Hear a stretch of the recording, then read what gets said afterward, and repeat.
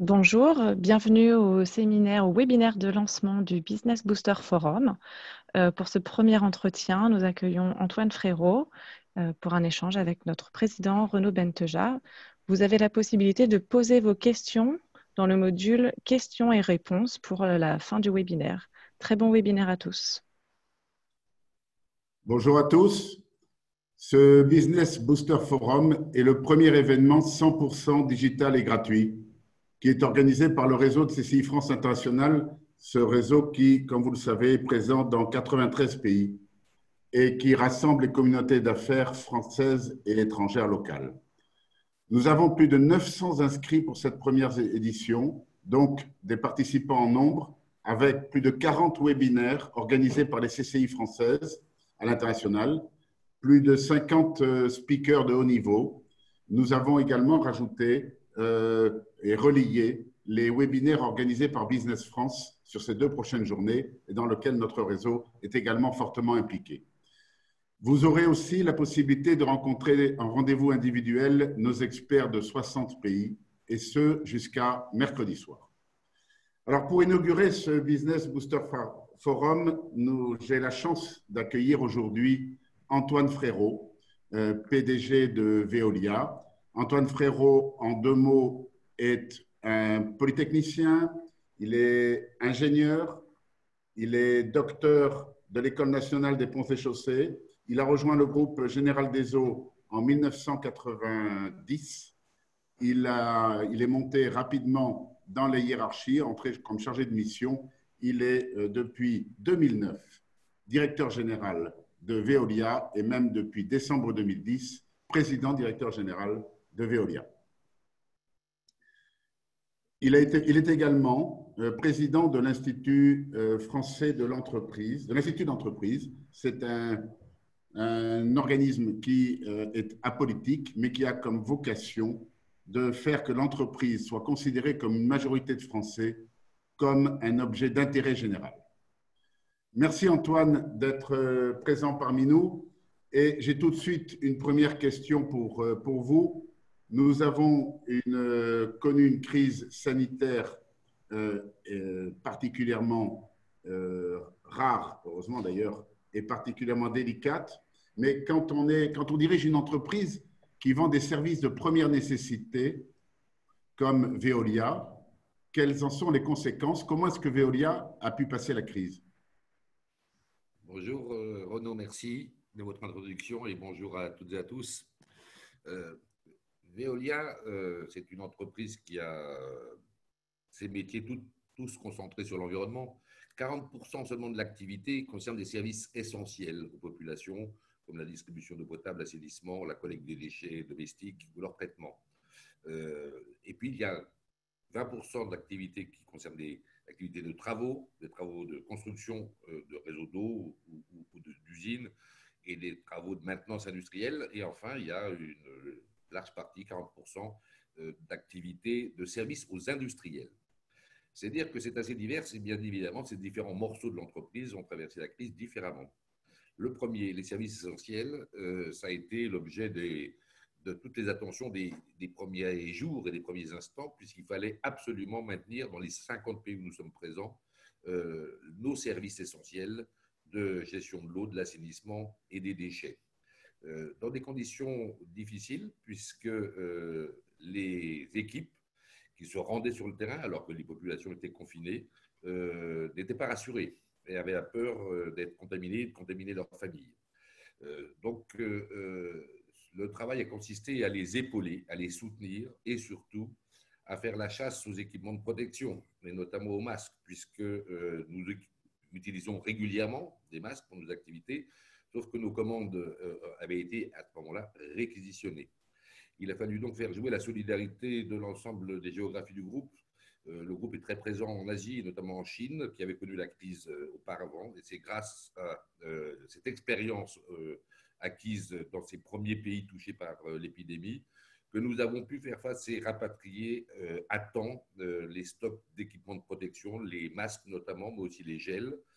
Et très rapidement, je me suis rendu compte que face à la tension sur l'approvisionnement en masques, nous aurions également une tension sur les tests à la fin du confinement. Et donc, nous nous sommes enquis de pouvoir disposer d'un partenaire permettant de faire tester tous nos salariés.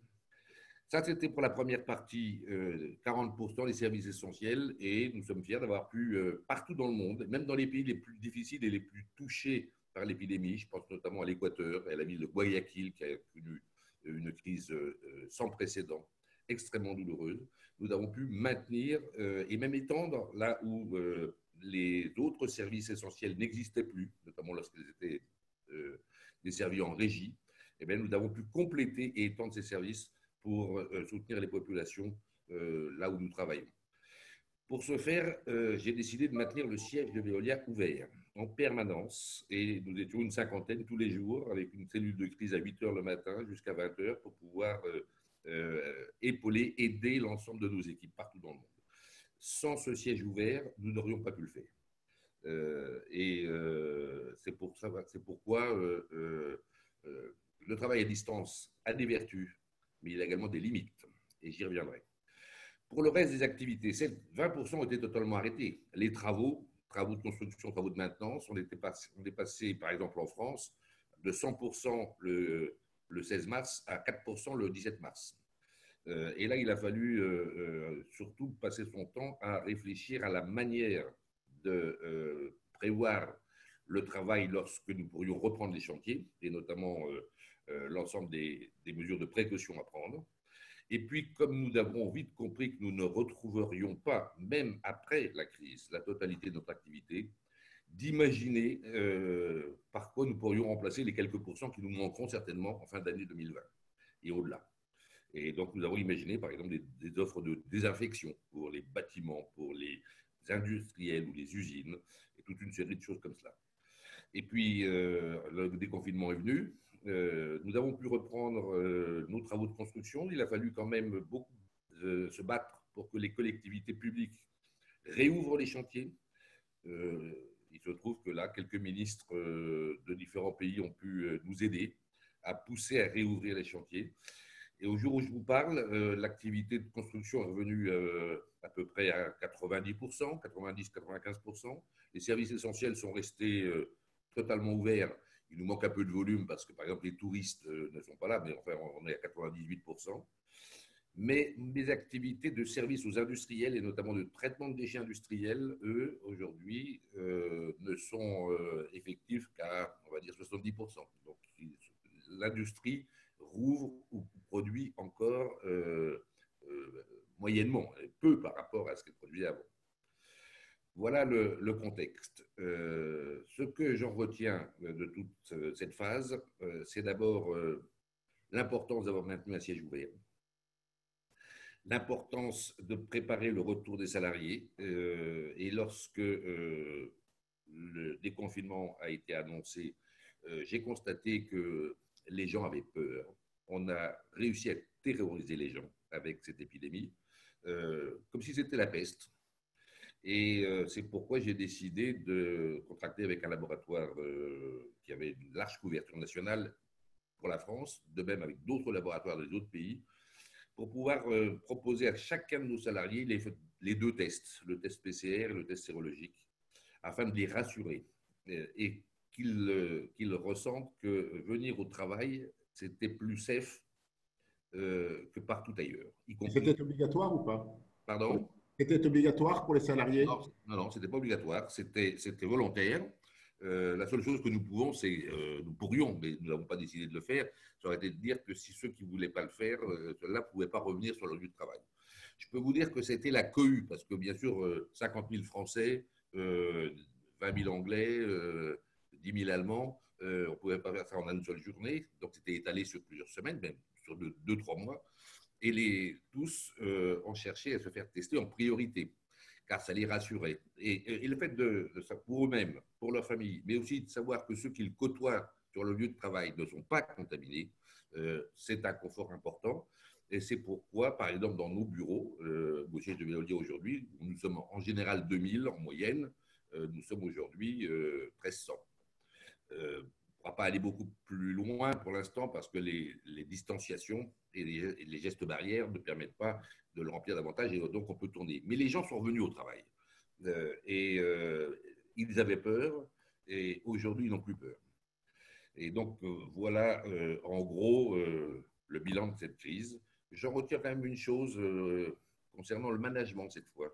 Une des valeurs que peut-être on n'avait pas forcément mis au rang des principales priorités dans cas de crise, le courage. Le fait qu'un chef, c'est quelqu'un qui prend sa part de risque. C'est une valeur qu'il conviendra sans doute de rehausser dans notre hiérarchie. Et l'exemplarité, voilà. Merci pour cette première réponse. Vous avez évoqué déjà justement les changements qui ont eu lieu, notamment par exemple le fait que le télétravail est devenu pour une partie de votre personnel, celui qui n'était pas sur le terrain, une réalité, et votre réticence là-dessus peut-être pour l'avenir, tout au moins d'une façon généralisée. Vous pouvez un peu nous dire comment vous voyez le travail chez Veolia dans les mois qui viennent, au moment du déconfinement total? Alors, le télétravail, ça marche pour un certain type de tâches. Et ça a un gros avantage quand même. Ça économise les durées de transport domicile-travail qui peuvent parfois être très longues. Et c'est notamment pour ces gens-là que le télétravail est précieux, me semble-t-il. Ça marche pour faire différents types de tâches. Bon, rédiger, bien sûr, un rapport, une note, bien sûr, on peut le faire de chez soi comme au bureau, seul, il n'y a pas de difficulté.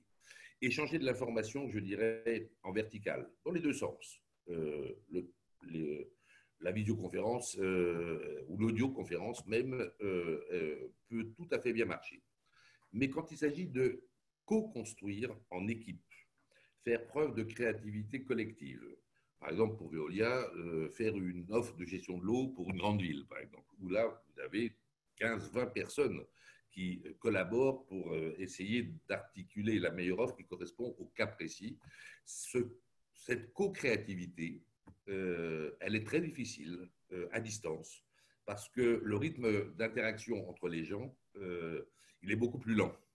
Et la réaction en fonction, ne serait-ce que du body language des personnes lorsqu'elles sont en présentiel, la réaction de l'un sur l'autre, les manières dont les idées fusent ou viennent en tête en fonction de ce que les collègues disent, eh bien, ça ne va pas du tout au même rythme lorsqu'on est à distance. Donc, travailler en équipe, ou tout au moins créer en équipe, pour ça, le télétravail n'est pas idéal. Ce qui me fait dire que, notamment pendant cette période où nous n'allons pas pouvoir tous revenir au bureau, pour ceux qui sont au bureau, bien sûr, eh bien, je ferai réserver les tâches qui sont faciles à faire en télétravail, celles que j'ai évoquées tout à l'heure, mais pour tout ce qui est, et je privilégierai les rotations pour retour au bureau, pour tout ce qui est création collective, travail en équipe, où il y a besoin d'imaginer quelque chose ensemble et surtout d'articuler les apports des uns et des autres pour bien les cliquer ensemble. Et c'est comme ça que j'organise aujourd'hui les rotations entre ceux qui reviennent travailler au bureau, puis ceux qui retournent ensuite chez eux et ainsi de suite. Je comprends très bien. J'ajoute une chose. Je constate avec effroi que certaines entreprises, certaines grandes entreprises même, ont décidé de ne pas ouvrir leur siège jusqu'en septembre, voire jusqu'en janvier. D'abord, ça m'embête parce que très souvent, Veolia a été prestataire de service pour ses sièges et bien sûr, l'activité a disparu. Mais lorsque je vois ça, je pense que le télétravail pourrait avoir bon dos pour un certain nombre d'entreprises qui s'apprêteraient dans quelques mois à alléger leurs effectifs. Et dans ce cas-là, le télétravail deviendra l'antichambre du licenciement. Je vous rassure, le licenciement à distance, hein, l'entretien préalable, le télé-entretien préalable à distance, et on constatera que les gens qui sont restés chez eux pendant 6 mois ne trouveront plus personne pour les défendre lorsqu'ils auront cette mauvaise surprise. Je ferme la parenthèse. J'espère que vous vous trompez. Mais justement, puisqu'on parle de l'avenir, on parle tout le temps du rebond attendu. J'ai envie de vous poser une double question. Ce rebond, est-ce que vous y croyez? sur le plan économique? Et deuxième chose, est-ce que vous avez pu analyser des disparités géographiques ou des éléments géographiques qui vous font penser que le rebond pourrait être plus dans une région du monde que dans une autre? Alors, je commence par la première question. Oui. On parle beaucoup, effectivement, du jour d'après, d'après la crise. Je pense que le jour d'après n'est pas pour demain. Et qu'après les périodes de confinement, puis de déconfinement, qui se terminent pour un certain nombre de pays en ce moment, on va avoir une très longue période, que j'appelle la période des jours d'avec la crise. D'abord avec le virus, mais surtout d'avec une crise économique et sociale très profonde.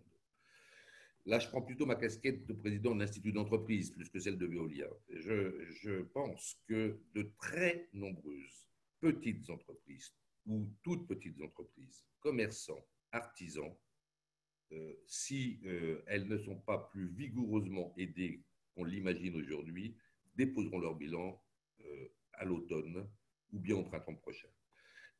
Comment voulez-vous un restaurant, un hôtel, une agence de tourisme, une entreprise de spectacle, qui n'a pas travaillé pendant 3 mois, qui travaille à maximum la moitié de sa capacité aujourd'hui, avec l'absence de tourisme pour certaines, très peu, et donc n'auront pas travaillé pendant 6 mois. Même si on les a aidés pour les salaires avec le chômage partiel, il n'y a pas que les salaires dans les dépenses. Ces entreprises, on leur propose des prêts à taux zéro, le PGE, quand ils sont instruits. Puisque comme les banques gardent 10% du risque, certaines banques instruisent difficilement les prêts garantis par l'État lorsqu'elles sont fragiles. On va donc leur mettre 25% de leur chiffre d'affaires en prêt et vraisemblablement on proposera de ne pas les rembourser dès l'année prochaine, mais on va même peut-être les pousser pendant 10 ans. Ces entreprises-là, elles font 2-3% de marge par an. Elles vont donc devoir consacrer 10 ans de travail à rembourser ce satané prêt. 10 ans à travailler pour le droit de plus, à cause d'une crise et à cause du fait qu'elles n'ont pas été autorisées à travailler et donc elles n'y sont pour rien. Mon pronostic, c'est qu'aujourd'hui, elles ne s'en rendent pas encore tout à fait compte, mais qu'elles jetteront l'éponge quand elles constateront ce phénomène. Et donc, je crains un dépôt de bilan de très nombreuses petites entreprises, commerçants et artisans au cours du second semestre ou du premier semestre de l'année prochaine. Imagine-t-on d'ailleurs les dégâts, pas seulement économiques et sociaux, mais également psychologiques et politiques, si des centaines de milliers de petites entreprises perdent leur affaire dans cette crise, qui est un peu le fruit du travail d'une vie, hein, une petite affaire. Également souvent l'assurance retraite, ces gens-là. Nous aurons non seulement une crise économique et sociale, mais je pense que nous aurons une sérieuse crise politique. Et donc, la première chose à faire, c'est de retrouver un maximum de travail pendant ces jours d'avec. Il faut encourager le travail, mais il faut également donner l'espoir à toutes ces petites entreprises qu'elles n'auront pas à déposer leur bilan et qu'en fin d'année, lorsqu'on regardera un petit peu comment les choses se présentent, eh bien, ce prêt garanti par l'État, ce qui leur aura manqué pour couvrir leurs charges pendant l'année 2020, il faudra leur en faire cadeau. Voilà mon sentiment. Il faudra que ce prêt, cette aide, soit transformée en subvention et qu'on leur rende leur entreprise au 1er janvier 2021 dans le même état financier qu'elles avaient au 1er janvier 2020. Et l'État aura les moyens? Eh bien, aujourd'hui, l'État dit qu'il a engagé 400 milliards. Hein, vous l'entendez comme moi. Oui. De près, l'État a véritablement engagé en dépenses définitives 50 milliards, plus 115 de charges déportées, mais à payer ultérieurement, ou de prêts, à rembourser un jour, peut-être dans 10 ans. Mais 115 milliards qui ne sont pas donnés. Bon. Rien que ces 115, d'ailleurs, si on les annulait, ça ferait 150. 50 plus 115, 165 exactement. C'est-à-dire 6% du PIB français. Les Allemands ont déjà engagé et donné 7% de leur PIB à leurs entreprises pour pouvoir passer la crise. Donc je dis que tous les pays sont dans le même état, tous les pays européens de la zone euro sont dans le même état que nous, y compris l'Italie, l'Espagne, le Portugal, et je vais parler de l'Allemagne. Je pense que dès lors que l'ensemble des pays d'une plaque monétaire comme l'euro doit engager pour sauver ce qui peut être sauvé, pour sauver la plupart des entreprises, eh bien, la bonne manière, c'est de faire fonctionner la planche à billets derrière, puisque à l'intérieur de la zone, en tous les cas, il n'y aura pas de conséquences entre les pays. Le problème, c'est si un pays dépense trop et que la planche à billets ne fonctionne que pour lui, il se désavantage vis-à-vis des autres. Mais si tout le monde le fait, je dirais, à proportion des populations ou des économies, il n'y aura pas de conséquences. Les Américains vont faire fonctionner le planche à billets, ils le font déjà. Ils engagent beaucoup d'argent également pour l'entreprise. Et les Chinois aussi. Donc les trois grandes plaques mondiales vont être conduits à le faire. Donc je pense qu'à partir de là, la planche à billets ne générera pas d'inflation si elle est utilisée identiquement sur ces trois grandes plaques économiques. Et en tous les cas, je pense qu'on peut le faire dans l'euro.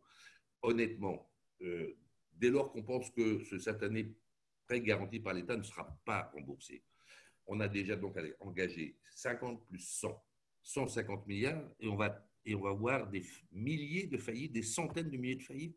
Donc on aura tout perdu après avoir engagé 150 milliards. Si on en engage 250, on aura tout sauvé. Il suffit de regarder de combien le PIB marchand du pays va baisser, on aura à peu près l'estimation de ce qui aura manqué aux entreprises pendant cette crise. Si 250 milliards on sauve tout et 150 on ne sauve rien, il n'y a pas photo. Voilà mon avis. Mais je ne suis pas un homme politique. Non, mais enfin, vous pouvez avoir de temps en temps des avis.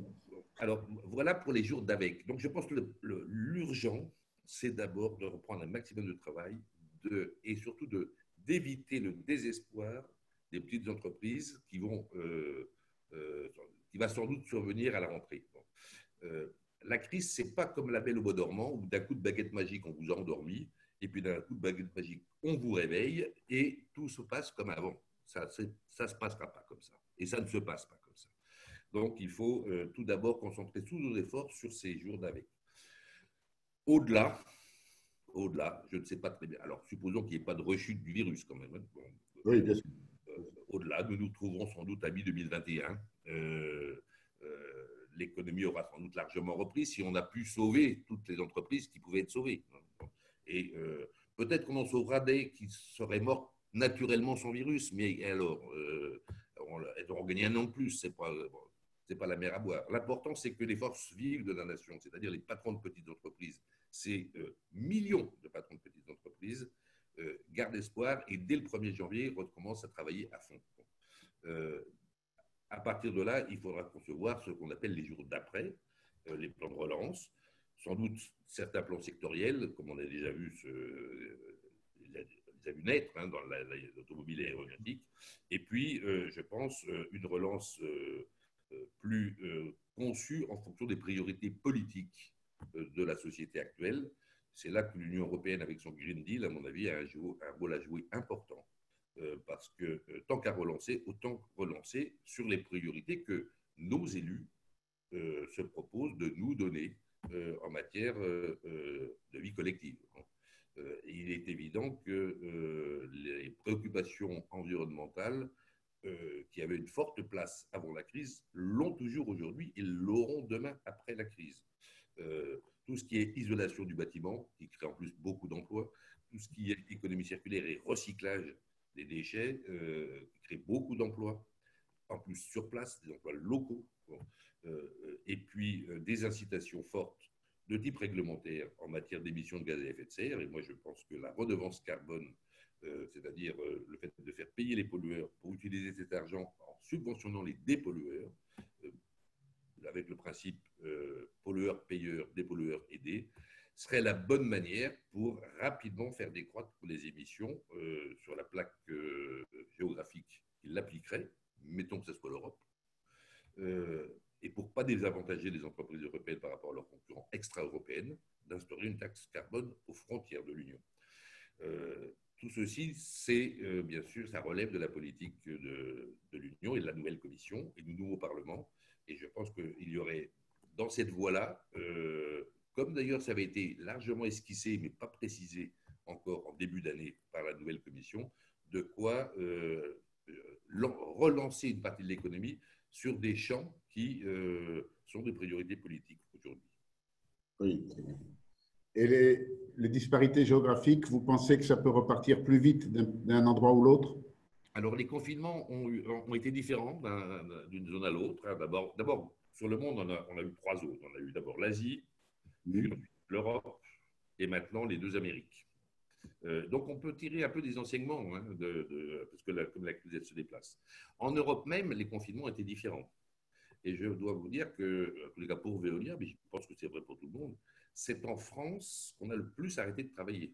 En proportion de mes activités, j'ai plus travaillé en Italie, en Espagne qu'en France. Un exemple, tout à l'heure, je citais les chantiers de construction. 4% la première semaine de confinement de chantiers ouverts en France, 85% en Allemagne. Donc, plus on s'est arrêté profondément, plus c'est un peu difficile de repartir. Et donc, c'est vrai que c'est la France qui repart le plus lentement aujourd'hui, à part l'Angleterre qui, visiblement, est bien embarrassée dans sa crise. Donc, l'Asie, aujourd'hui, est assez largement repartie. Je prends l'exemple, là aussi, de mes activités avec les industriels, les déchets industriels toxiques en Chine. Aujourd'hui, mes usines sont à 98% de leur capacité. Donc, on peut dire qu'en Chine, la production industrielle, dans les cas de déchets, mais donc de production, même, j'en avais pas dans la zone dans l'épicentre de l'épidémie. Mais on peut dire que c'est presque entièrement reparti. Presque reparti au nominal. Et je pense que fin juin, je serai à 100%. Dans les autres, dans les pays européens, ça repart plus ou moins lentement en fonction des mentalités, mais je crains qu'en septembre, je n'ai pas retrouvé 100% de mon activité.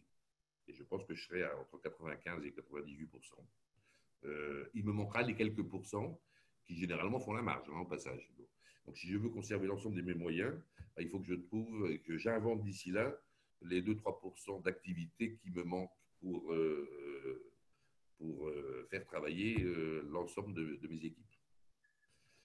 Pour rebondir, oui.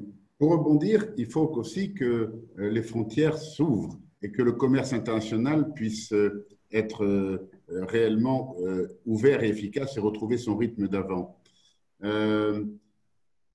Avez-vous des espoirs là-dessus que les choses repartent du bon pied? Parce qu'on a quand même l'impression que les frontières ne s'ouvrent pas facilement, c'est le moins qu'on puisse dire. Alors, moi, je trouve que les frontières européennes sont en train de s'ouvrir. Je pense, j'ai confiance dans le fait que, sauf catastrophe, elles soient ouvertes cet été. Bon, j'entendais même les Portugais ce matin qui ont un petit coup de chaud là, à Lisbonne, dire qu'ils espèrent quand même ouvrir la frontière avec l'Espagne dès le début juillet. Ne serait-ce que pour le tourisme, parce que beaucoup de pays européens vivent du tourisme européen. Pour les frontières transocéaniques, si je puis dire, ou transcontinentales, je pense que les Asiatiques auront intérêt à chercher le plus vite possible. Car ce qui pêche aujourd'hui en Chine, par exemple, c'est les exportations. La consommation intérieure est presque repartie au nominal, mais ils exportent beaucoup moins. Et donc, je pense que les Asiatiques vont chercher à pousser l'ouverture des frontières. Et puis, il y a une autre considération qui me semble va accélérer cette ouverture, c'est que l'industrie aéronautique et les compagnies aériennes, si elles ne peuvent pas reprendre leur vol à calibre par avion à peu près identique au phénomène d'avant la crise, c'est-à-dire si on ne les autorise pas à remplir leurs avions, elles vont tous crever. Et la construction aéronautique aussi avec. Bon. Du coup, ça, je pense que ça va. Il y a beaucoup de tests qui sont faits sur la dissémination du virus à l'intérieur des appareils, hein, vous savez sans doute. Ils sont très encourageants, hein, ces tests, qui montrent qu'avec un minimum de précaution, de bon sens, les gens ne se contaminent pas dans les avions. Surtout si on les a mesurés ou un peu testés, je dirais, avant de monter. Donc, ceci, à mon avis, est de nature à faire repartir dès que possible le trafic aérien. Quant au trafic marchandises par bateau, aujourd'hui, il est assez largement réouvert. Hein. Oui, c'est vrai, c'est vrai. Donc, de ça, je ne suis pas trop pessimiste. Parfait. Le plus, c'est la perte d'activité, les quelques pourcents qui vont nous manquer, ou l'effondrement des PME, des TPE. Parmi les questions que je reçois, il y en a une qui concerne les assurances. Que pensez-vous de celles qui déclarent ne pas pouvoir dédommager ces petites entreprises, les artisans, les commerçants, dans la mesure où le facteur pandémie n'est pas prévu au contrat?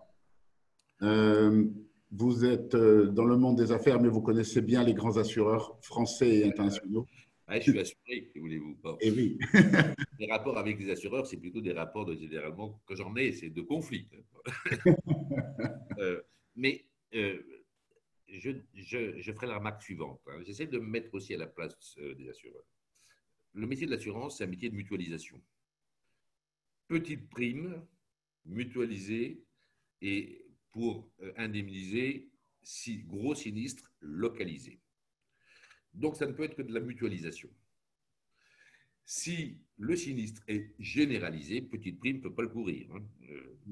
Donc, il est normal, il est même consubstantiel au métier d'assureur de dire je n'assure pas les sinistres généralisés, parce que je ne peux pas le faire. Si tous les automobilistes avaient un accident de voiture, comment voulez-vous que les assurances automobiles puissent courir? Or, là, le travail s'est arrêté partout, par décision des pouvoirs publics, qu'on peut tout à fait comprendre et accepter, ou contester, peu importe. Mais les assureurs ne peuvent pas couvrir l'ensemble de ces pertes-là. La seule manière de le faire, c'est ce que je vous ai exposé tout à l'heure, ce que j'appelle l'ardoise magique. À la fin de l'année, on comble gracieusement la différence entre les charges et les recettes des petites entreprises pendant cette année spéciale. On leur demande de redémarrer toutes seules, comme des grandes, et à fond à partir de 2021. Très honnêtement, je pense qu'il est difficile d'imaginer que les assureurs puissent couvrir à cause de ce qu'est leur métier. Leur métier, c'est de mutualiser les risques. Et quand ils ne sont plus mutualisables, il n'y a plus d'assurance. Oui, mais ça pose quand même des problèmes majeurs là-dessus. Je suis d'accord. Oui. Je suis d'accord. Et bon. Une autre question. Observez-vous un boost d'appels d'offres publics dans les différents pays où est Veolia, ceci pour soutenir évidemment le rebond? Ah non, on ne le voit pas encore, ça.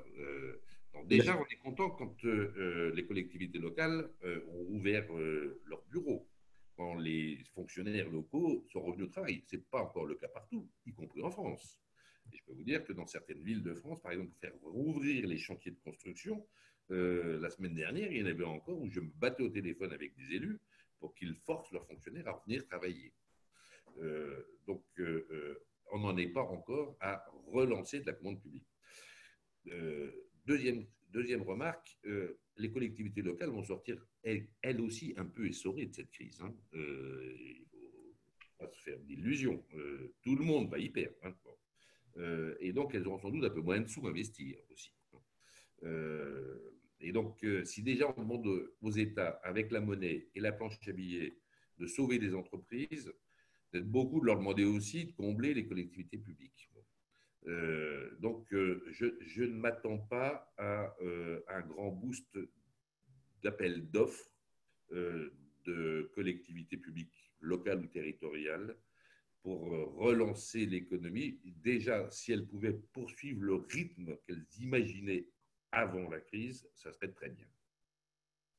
J'ai une autre question pour un grand patron d'une société du CAC 40. Il y a beaucoup d'entreprises qui vont connaître une baisse significative de leurs fonds propres dans les prochains mois, vous l'avez dit tout à l'heure. Sauf avec une phrase magique. Hein. Est-il envisageable de constituer un outil de prise de participation sous forme de quasi-fonds propres abondés par les grandes entreprises françaises? Alors, vous savez que nos gouvernants nous disent que le prêt garanti par l'État, si jamais il était remboursable dans 10 ans, il le qualifie de quasi-fonds propres. Oui. Je trouve qu'il se fiche du monde. Une dette, ça n'a jamais été des fonds propres. Et quand on doit la rembourser, même dans 10 ans, c'est une dette. Article 1. Certains évoquent l'idée que, bon, OK, ils pourront pas, les entreprises ne pourront pas la rembourser, donc il faut la transformer en vrai fonds propres, en capital. Autant pour les très grandes entreprises du secteur automobile, aéronautique, pourquoi pas. Mais est-ce que vous voyez honnêtement l'État rentrer au capital de tous les restaurants, de tous les hôtels, de tous les coiffeurs de France ou des autres pays? Bon, c'est absurde, honnêtement. Et donc, je pense que pour éviter la destruction des fonds propres, il faudrait que, effectivement, les fameux prêts soient abandonnés. Bon, c'est la meilleure façon de faire. Très honnêtement, l'intérêt de l'économie de marché, c'est la liberté d'entreprendre et la liberté d'initiative pour les petites entreprises, toutes petites entreprises. Il faut leur laisser cette liberté. J'imagine très très mal qu'au capital de ces toutes petites entreprises, on y trouve des organismes publics pour qu'est-ce qu'ils vont y faire et bon, qu'est-ce qu'elles vont y dire. Bon. De même, quand on est un petit patron, on a créé son affaire, on l'a hérité de ses parents, on l'a créé, on a mis toute sa vie de travail à la créer, on est fier de ce travail-là. On n'a pas envie d'avoir un co-actionnaire obligé à cause de la crise, même si c'est une grande entreprise, si vous voulez. Pour ça, pour toutes ces entreprises de commerçants et d'artisans, je ne le vois pas. En revanche, pour des entreprises de technologie ou des start-up, dans le domaine du digital, dans le domaine de la biologie, qu'elles puissent trouver des supports avec des grandes entreprises, à condition que ça corresponde à un vrai partenariat professionnel, que ce ne soit pas juste pour combler les fonds propres. Ça, je pense que la crise peut effectivement accélérer les rapprochements. Il y a un secteur d'activité qui souffre énormément, ce sont tout ce qui concerne l'événementiel et les expositions universelles. Et Veolia a été très engagé cette année sur des manifestations, notamment par exemple sur le sommet France-Afrique. Toutes ces manifestations ont été annulées, mais est-ce que l'Afrique, par exemple, ou le Moyen-Orient restent pour Veolia une priorité? Alors, je vous réponds que oui.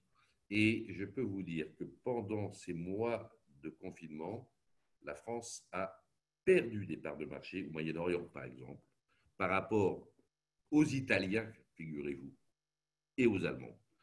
Et au jour où je vous parle, aujourd'hui, les consulats et les ambassades sont encore presque toutes fermées à Paris, alors qu'elles sont ouvertes à Rome et à Berlin depuis longtemps. Donc, là, de ce point de vue-là aussi, nous avons perdu un peu du poil de la bête.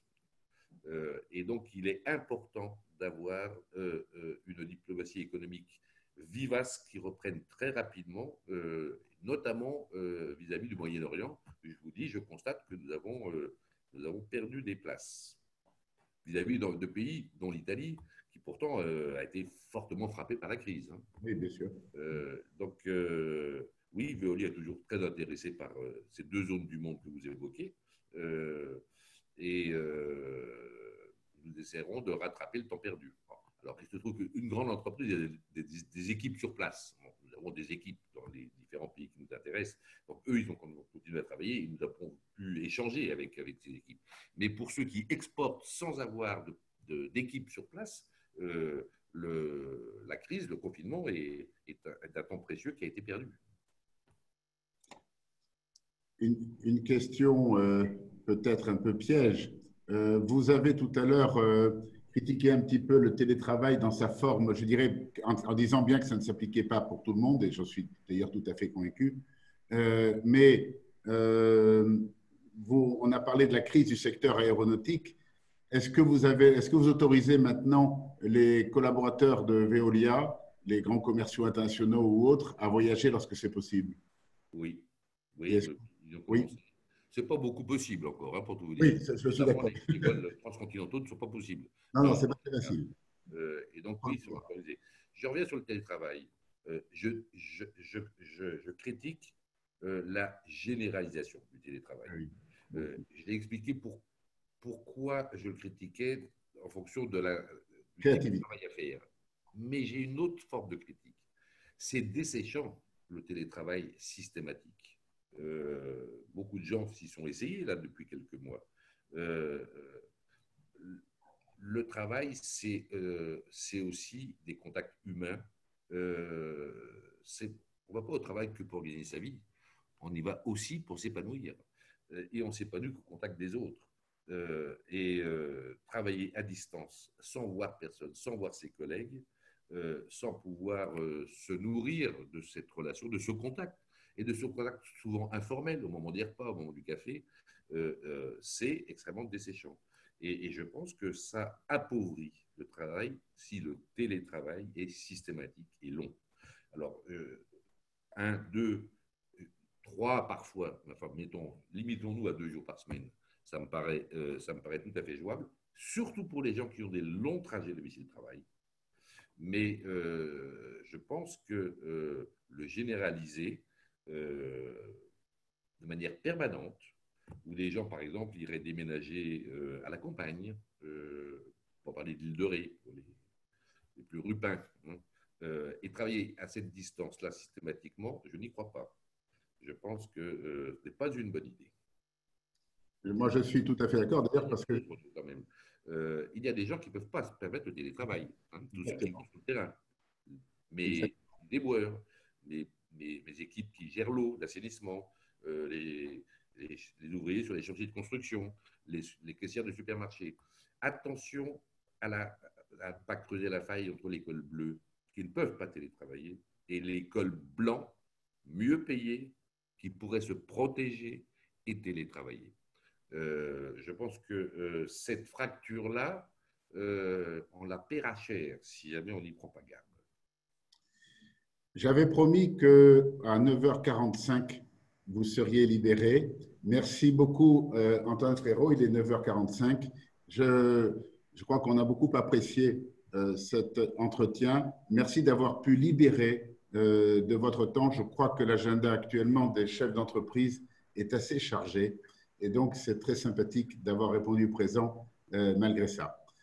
Merci de votre invitation, en tous les cas, Renaud. Et à bientôt. À très vite.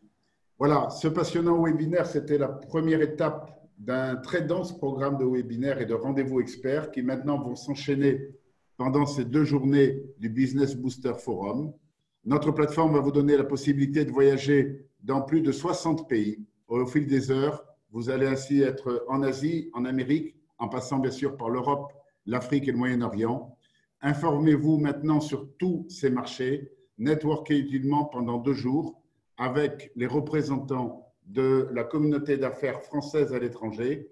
C'est plus de 37 000 personnes qui sont membres de nos chambres à travers les équipes. Et je vous remercie donc tous pour votre attention et bon forum à tous pendant 2 jours. Merci, merci Antoine.